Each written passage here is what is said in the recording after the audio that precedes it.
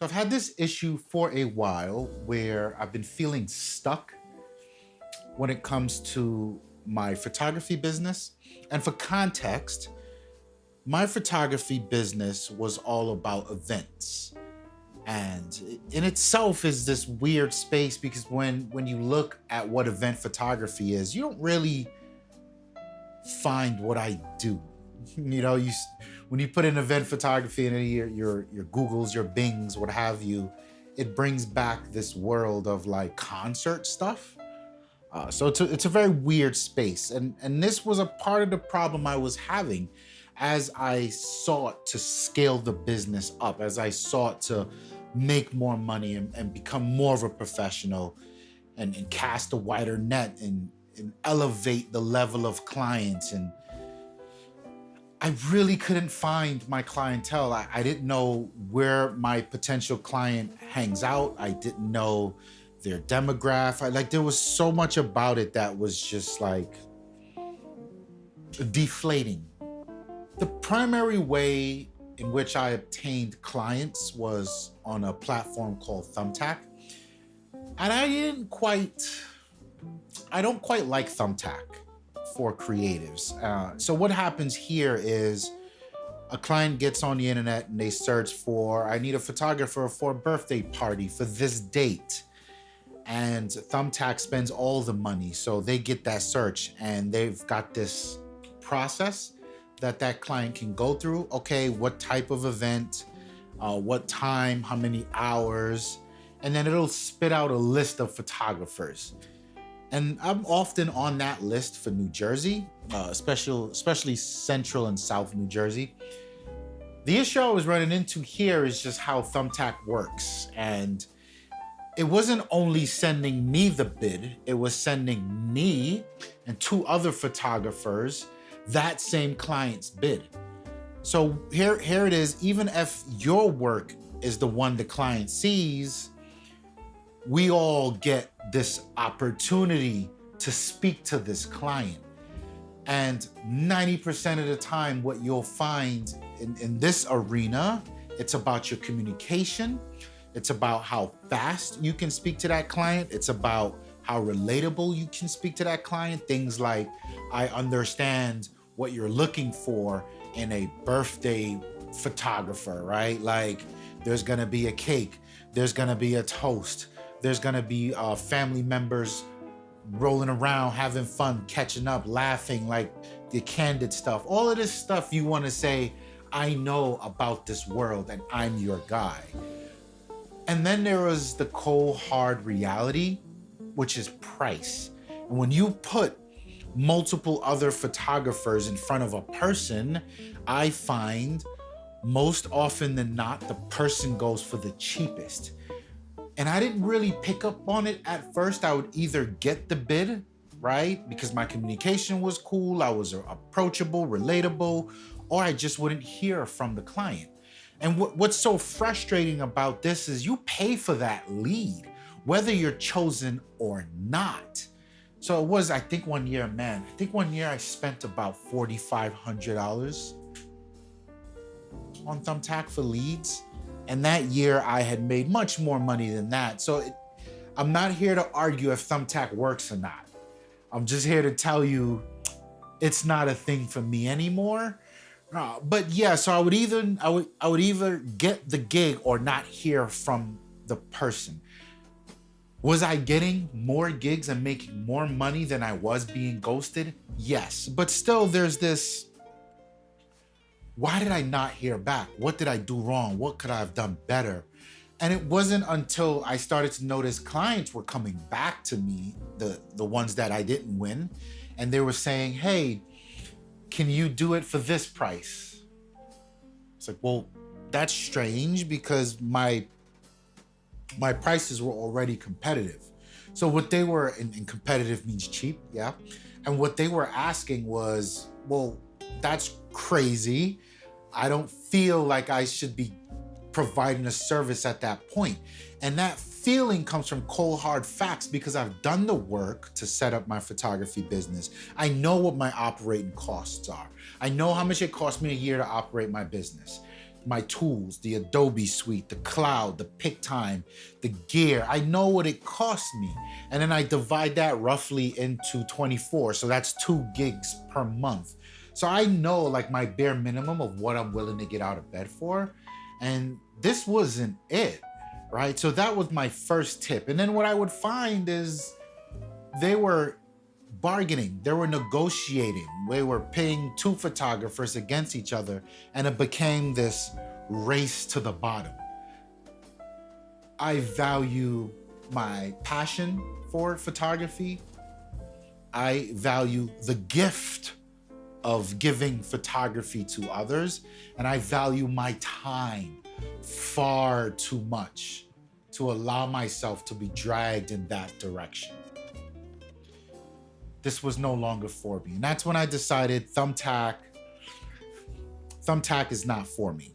Walking away from Thumbtack was more about, okay, then so how do you generate business? Where are your clients going to come from? And that led me back to my website, right? So I'd spent almost 6-7 months revamping my website, the flow of my website, right? I had my event work there. I had my portraiture work there. I had my family work there. I had my couples work there. You're probably screaming into the screen right now, but we'll talk about it as the video goes. And it was about refining the offer on my website. You know, when someone hits my website, letting them know that I understand their pain points as a customer. I understand what's important to them. You are in the hands of a trusted professional. I know how to handle these things, right? And then it was in a way of making sure that the verbiage was SEO or search engine optimization friendly. So when people go in on Google and they type event photographer in New Jersey, I want to be on that first page. And then it was about developing blogs, developing written material and articles that also went hand in hand with my website and my web pages. And it established me as an expert in this field, and it gave me extra clout to Google and Bing and all this other stuff. And that took about 6 or 7 months, and it was about, you know, putting my portfolio together to show a nice, strong, solid body of work for those prospective genres that I shoot. And then I sat, and then I waited, and then nothing happened. And the frustration quickly came in. It was 2 things. It made me want to run in a direction that was yet to be defined. I know I was upset, but I didn't know why I was upset. I know I needed to fix something, but I didn't know what I needed to fix. And simply, where are my clients, right? Like, I don't want to deal with Thumbtack. I'm putting all this work into my website, but because I did my website, does that mean that people now follow me? They now know where to find me? Who says my client is on Google searching? Like, is that where people search for? So it's like, okay, where's my client? Is my client on social media? Are they on Instagram? Are they on Facebook? Does this now mean I need to go play the influencer social media game? Like, I've been doing that for so many years, and I have so many topics here on this channel about it that it's its own thing. I don't want to be an influencer. I don't want to be a social media manager. I want to be a photographer. I want to give people the gift of photography and be paid handsomely for it. I don't want to manage my feed and come up with all these stories of the image I'm posting and hashtags. Like, I don't care. I don't care. So yeah, the website thing kind of added to the frustration. So platforms like Thumbtack and Bark was no good for me. The website was panning out to not be good for me, and I was just stuck. And I remember talking it through with my wife and just coming to the realization that I need help. And I spoke a bit about mentorship in one of my previous or most recent videos. And this is far beyond that, right? Because in that video, I'd made it very clear that your mentorship is very relevant to the time or period or season that you're in. And it's okay to have many different mentors for many different things. This was something where I was up against the wall and not my creative space, but more so my business direction. And it was clear as day that I I was shooting into I was shooting into the ocean with no particular target and no results to show. And then Cardi, Steve Cardi, he's a photographer outside of Canada, and I've been watching him on YouTube for quite some time, quite a few years, and I'd always connected with him for a lot of different reasons. I liked his approach. I liked his business candor. I liked the fact that he was a black man in this field of this world, this professional photography world where you don't see a ton of representation that looks like me, right? So that was always one thing that I had to connect. And very recently he was pushing his thing called the Cardi method and his accelerated program. And what that really was, he would take professional photographers and he would wrap his system and structure around them to help them achieve their full potential and get where they want to be. And I was watching, and as he started to get me, the pessimist side of me started to really get to work. And it's this thing of, well, if this stuff works, why aren't you out doing it? And he was, and he is. When you look at his portfolio, he has a strong and amazing portfolio in what he does. And he's been in the industry for 30 plus years, right? But then it's like, is your business just slowing down? So now you're here to sell me something, to supplement what's not working for you. And it's like, I don't have the answer to that, but I know the things that he says consistently make sense. They're consistently applicable to the little bit that I know in the little subgenre that I've been operating in. And I went back to my wife and I was like, I think I'm going to do it. I think I'm going to do it. I am going to throw caution to the wind and I'm going to try something new and uncomfortable. If it doesn't work, it doesn't work. But I owe it to myself. I owe it to my family. I owe it to my passion to try new things outside of what I've been doing, especially when I'm the first one that's going to tell you what I've been doing has not been working, right? So I applied for his accelerated program and I got in. And behind the scenes, it's amazing. I mean, he takes you from A to Z and you think you're already at Z, but you're not. So just to give you like a snapshot, the first thing he does is to even get into programs, is qualify is, who are you? What do you do? Tell me about yourself. What do you shoot? What challenges are you having? Do you know your demographic? Do you know your customer? Do you know all these things? And as I'm filling out the form, I start to notice, I don't know. I don't know where to find people.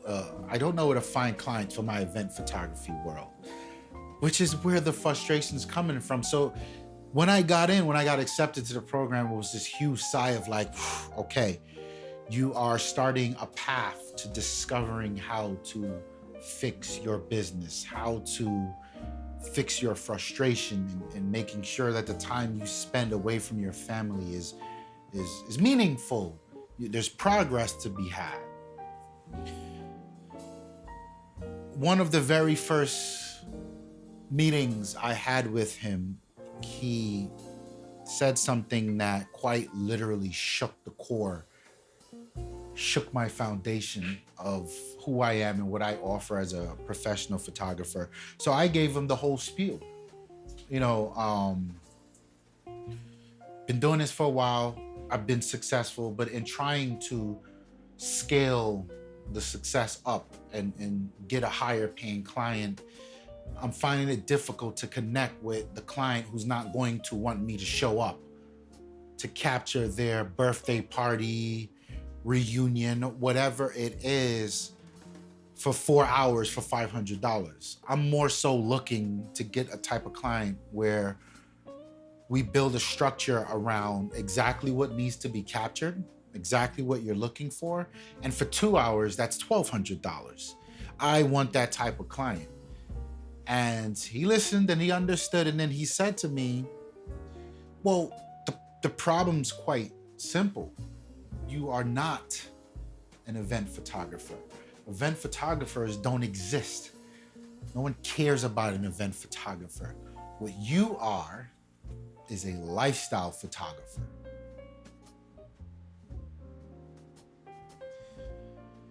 And then he said something after that, and then he said something after what he said, and then he said something after what he said the first time, and I heard none of it.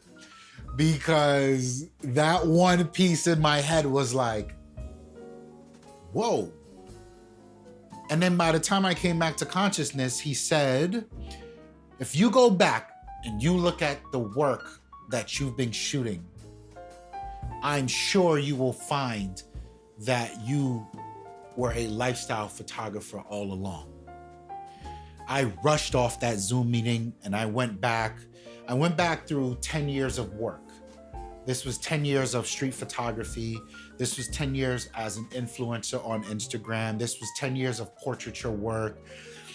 This was 10 years of me learning how to use my camera, learning how to exercise my creative vision, learning how to tell stories, how to direct people, stage scenes and environments. And I started to, for each year, so I went back up until 2016, and I went back to hundreds of images each year, and I started throwing the best of the best in a folder. And I made a portfolio for that year. And then I looked at it all in culmination, and I was like, wow, I have been doing lifestyle photography for 10 plus years, and I walked away from it. And I chose to start a business around the least fulfilling, the least profitable portion of my capabilities as a photographer. Like I could not believe it. I could not believe it. And part of his program is also not only developing a portfolio. So what he does is he forces you to go out in this field and find the top 10 photographers in that genre, right? And you look at their work, you analyze their work, and what about their work makes them who they are? It validates them to command the price point that they do. And then you do the analysis between them and you. What's that delta? What are they doing that you can't do? And he has this thing called intelligent imitation. See if you can intelligently take pieces of what they're doing and implement it into your work, into your style, into your vision. And in even doing step one of that, I couldn't find event photographers that were dope. It almost didn't exist. He was 1,000% correct. But when it came to finding lifestyle photographers, mind blown. Mind blown. It was nuts. And what started to happen here was I started to feel that I want to create something so much stronger than, well, I guess let me go load up my equipment and then go to somebody's venue and capture everyone else having fun. And for not a lot of money, right? Like I started to feel the stark differences in that drift away from, yeah, I'm never really going to want to do event photography anymore. And if I do, and this was a point that he gave to me, if I do, it's on my terms. I'm not an event photographer, I'm a lifestyle photographer. So you want me to come to your event and capture it? That's $2,500. Will I care at that point? Probably not, because now I'm targeting brands, I'm targeting companies. And $2,500 is a drop in the bucket, right? Like that's where I'm going. And it's so refreshing to be at the, let's call it the climax of frustration, where you don't want to change anything. You just want to be upset. You just want to be mad that you can't figure it out. You just want to say, something's wrong with the world. Something's wrong with these people that aren't going to Google and looking for me. You don't want to admit to yourself that it's you. You want to sit in that frustration and just be upset that the world hates you. It's nice to be at the climax of that, where I went through the uncomfortable, nah, it's me. I gotta get help. There's something I'm not getting. There's something I'm not seeing. Like, and to go back to the conversation about mentorship, I was on the phone with Jerry for about an hour. I was on the phone with Edgar for about an hour before I even got to this program. It's like, guys, there's something wrong here. There's something wrong. I can't piece together why I can't find event photographers and I can't find my client. Of course there's something wrong, because the highway that takes me to where I want to be as a successful professional and have a successful photography business is called lifestyle photography highway. I'm over here on some back road called events, and I'm wondering why I can't find anyone. There's no other cars on this highway. Where's everybody at? Where's the money? Where's the people? What is happening? I couldn't figure it out. And pushing myself, speaking to my mentors, looking for that accountability, admitting to myself that something's wrong. I don't have whatever it is I think I know, it ain't enough. There's something I don't know that I need to know. Doing that, speaking to my wife, looking for that accountability. And within the first few days of the program, the first conversation I have with this man, he pieced it together. It's a very satisfying thing, because now I have a direction. Because now I've already pivoted. I took all my portfolio images. It was 150 images, and I got it down to 30. And then from that 30, I had a portfolio review with his team, and we got it down to 10. And now if you go look at my website, it's clear as day what I do. I'm a lifestyle photographer, and my second genre is editorial portraits. Now I'm feeling good. So before, my website went from events, family, portraits, couples, to just lifestyle, and a subset of lifestyle, editorial portraits. Now I feel a sense of relief. Now I'm ready to do the work. So all these questions and the workbooks that I'm doing in Cardi's accelerated program, as I'm answering the questions, they're valuable to me now. They make sense now. Now when I'm looking for inspiration to aspire to, man, I went to TJ Maxx and I bought some cheap headphones. I want to do a photo shoot. I want to create a lifestyle story of 3 to 5 images where this company hired me to shoot their product. And I want to do that because that's what lifestyle is, right? You capture real people doing real things with real products, and you stylize it, but it has to look authentic. Now I'm exercising my muscle. Now I'm like, I can totally do this. I've done this before 1,000 times. And now I'm recreating these scenes and I'm exercising this. And my goal is to do a photo session like this with purpose once a month. And when I come up with it, I go and I look out there, okay, what exists? I can go to Apple's website. I can see how they do marketing for their AirPods, how all the other guys do for theirs, right? And I can have a mood board of inspiration that I can intelligently imitate. And I can approach brands and say, yo, I can do this for you. What's up? I am beyond thankful that I have a circle of people around me that will always hear me and will always push me. I am proud of myself for not wallowing in my comfort zone for too long. And I am excited for where I go from here. And my overall message here is it's okay to need help in your creative journey as a photographer, be it personal or professional.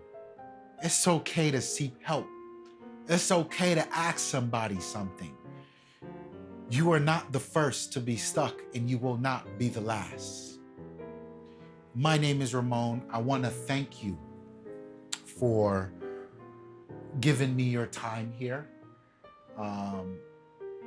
Time is the most valuable resource that we have, and I do not take it lightly that you've shared yours with me here today. Thank you. I'm out of here. Peace.